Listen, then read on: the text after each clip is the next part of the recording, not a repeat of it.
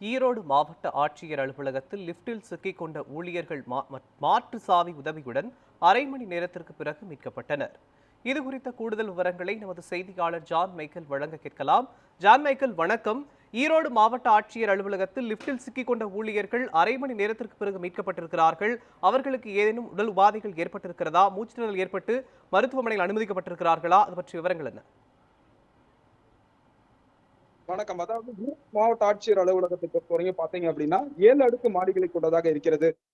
குறிப்பாக வாரந்தோறும் திங்கட்கிழமையில் நடக்கக்கூடிய குறைதீர் கூட்டத்தில் பங்கேற்பதற்காக இன்றைய தினத்தில் ஈரோடு மாவட்டத்திலிருந்து குறிப்பாக நெருஞ்சிப்பேட்டை, அம்மாப்பேட்டை, பூதப்பாடி உள்ளிட்ட சுற்றுவட்டார பகுதிகளைச் சேர்ந்த ஆயிரக்கணக்கான பொதுமக்கள் வந்திருந்தனர். மாவட்ட ஆட்சியரிடம் குறைகளை தீர்ப்பதற்காக இவர்கள் வந்திருந்த நேரத்தில் இந்த குறைதீர் கூட்டத்தில் பங்கேற்பதற்காக அதிகாரிகள் அங்க இருக்கக்கூடிய அலுவலக லிப்டை பயன்படுத்தியிருக்காங்க. இந்நிலையில 3வது தளத்திலிருந்து கீழே இறங்கக்கூடிய லிப்டை பயன்படுத்திய போது 2 ஊழியர்கள் அந்த லிப்ட்ல சிக்கிட்டாங்க. திடீரென ஏற்பட்ட இயந்திர கோளாறு காரணமாக இந்த லிப்ட் ஆனது பழுதாகி பாதியில் நின்று விட்டது. இதனைத் தொடர்ந்து அந்த லிப்ட் ஆனது கீழ்த்தளம் வரையாக இயக்கப்பட்டது.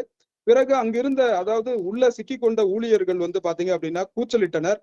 இதனைத் தொடர்ந்து அங்கிருந்த பொதுமக்கள் உதவியுடன் காவல்துறையினர் மாற்று சாவியினுடைய உதவியோட அந்த லிப்டை மறுபடியும் சீர்படுத்தினாங்க.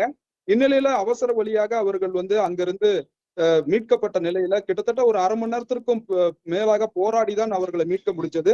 தொடர்ந்து அவர்களுக்கு மூச்சு திணறல் உள்ளிட்ட உடல் உபாதைகள் ஏற்படவில்லை. இருப்பினும் அவர்கள் ஒரு முதலுதவி சிகிச்சைக்காக மருத்துவமனைக்கு சென்றுவிட்டு மீண்டுமாக அலுவலக கூட்டத்தில் பங்கேற்பதற்காக வந்துள்ளனர்.